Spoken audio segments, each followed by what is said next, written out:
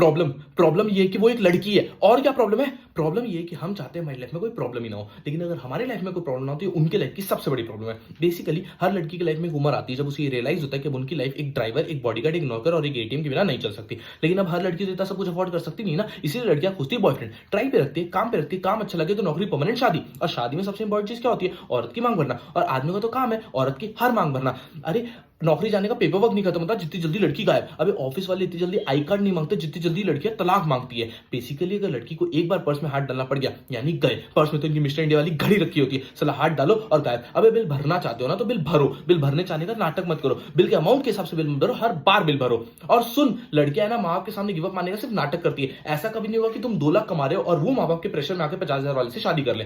वो माँ बाप से सिर्फ तब तक फाइट करेगी जब तक वो एटलीस्ट वो तुम्हारे कंपेरिजन का कोई लड़का नहीं ढूंढ लेती। और इस सब के बाद में जब वो तुमसे ब्रेकअप करेगी तो ये नहीं कि शांति से लाइफ से चली जाए, 10 दिन तक ये डिस्कशन करेगी कि वो ब्रेकअप क्यों कर रही है। और एक दिन अचानक से उन्हें इस बात की चिंता हो जाएगी कि तुमने खाना खाया कि नहीं। अबे जब मेरी माँ इतनी चिंता हो रही है तो छोड़ के क्यों जा रही हो? बेसिकली उन्हें ये चाहिए कि तुम उनसे फोन करके पूछो बेबी आपने खाना खाया, फिर वो कहे नहीं, फिर तुम बोलो बेबी प्लीज खा लो, फिर वो रोए और ये बात स्टैब्लिश हो जाए कि ये ब्रेकअप जो उनके चुतियापे की वजह से हो रहा है इसमें सबसे बड़ी विक्टिम भी वही है। साली सेल्फिश कहीं की। अभी तो टाइटैनिक वाली को देख ले, माना कि लकड़ी पे फिट होने की एक आदमी की जगह थी तो 15-15 मिनट की बारी नहीं ले सकते थे? चलो ठीक है मैंने तुम्हें पहले चढ़ने का मौका दिया, इसका मतलब ये है कि चढ़ के सो जाओगी, मस्त नींद पूरी करके उठी। अबे तुमने ये कैसे डिक्लेयर कर दिया कि मर चुका है? नहीं, तुम डॉक्टर हो, तुमने उसकी नर्स चेक की है, नहीं बेहोश भी तो हो सकता था, नहीं उठ के गुड मॉर्निंग पे भी नहीं बोला ना, यानी मर गया होगा। नीचे फेंक के चली गई। साला रात को सोने से पहले बात करनी है, सुबह उठने के बाद बात करनी है। अबे दिन पूरा नहीं पड़ता क्या? क्या आदमी सोने के पहले 2 मिनट चैन से लेट नहीं सकता क्या? और क्या ये टॉक मी टू स्लीप? चलो ठीक है इन्हें सुलाने के लिए मैं वो भी करने को राजी हो जाऊं, लेकिन ना रात रात में सोते सोते ऐसी कौन सी भयानक घटना घट जाती है कि इन्हें सुबह उठते ही तुमसे फिर से बात करनी है।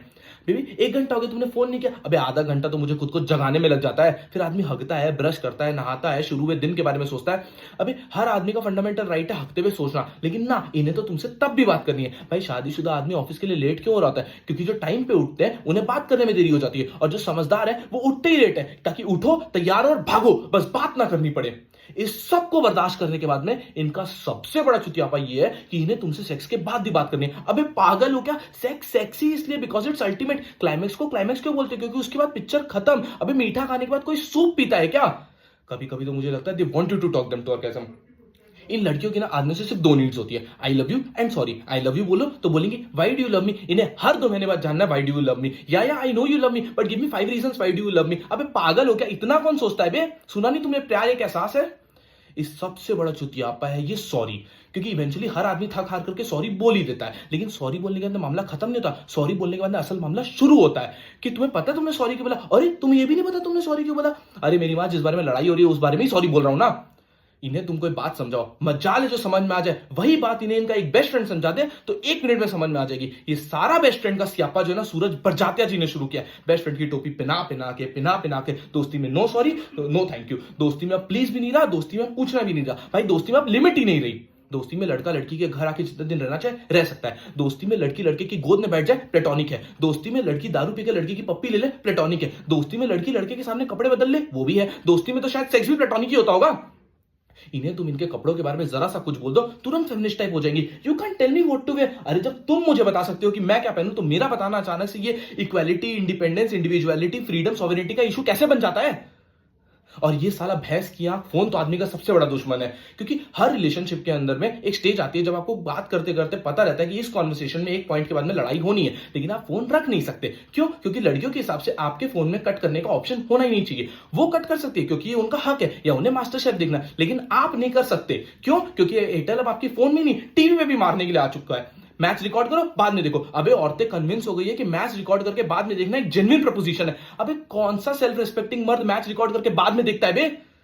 साला पहले ही सर्विस प्रोवाइडर्स कम थे तो हमारी मारने के लिए कॉल रेट्स कम करके जो अब ये स्मार्टफोन्स वाले और आ गए। अब तू ही बता ऐसी कौन सी जरूरत आ पड़ी थी ऐसा ऐप बनाने की जिससे किसी को आपकी लोकेशन के बारे में पता चल जाए। साला सिगरेट खरीदने के लिए थोड़ी देर रुक क्या तुरंत फोन आ जाएगा, बेबी यार फाइन ना? नहीं मैंने देखा आप 3.5 मिनट से कहीं पे रुके हुए थे तो मैंने सोचा फोन करके पूछ लूं। अभी मेरी माँ गाड़ी चलाते वक्त इतनी बार फोन करेगी तो मैं ऐसे ही मर जाऊंगा। साला कभी कभी तो मुझे लगता है आदमी मर भी रहा हो ना तो इन्हें ये चाहिए कि आदमी फोन करके बताए बेबी मैं मर रहा हूं, यमराज मुझे लेने आ गए, ठीक है?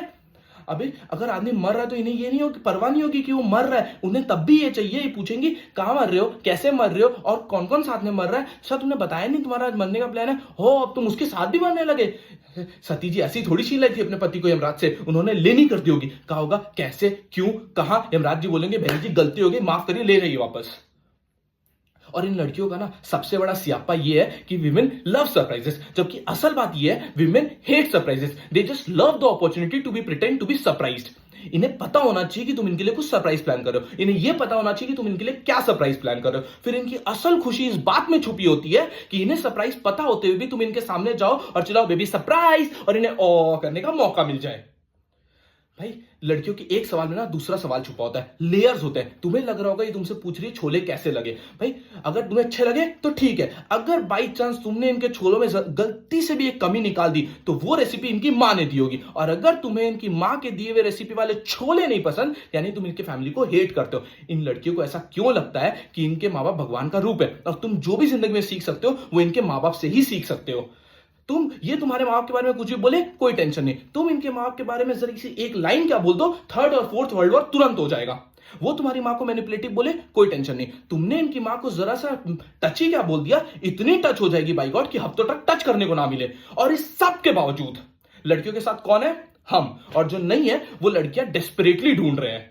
क्यों क्यों क्यों, क्योंकि रिश्वत देती है ये। Bribe is an institution started by women, क्योंकि इनके पास जो देने को रिश्वत है वो कभी खत्म नहीं होने वाली, और हम साले रिश्वतखोर अपनी मरवाए जा रहे हैं। इससे तो अच्छा है साले अपने हाथ से ही शादी कर लो।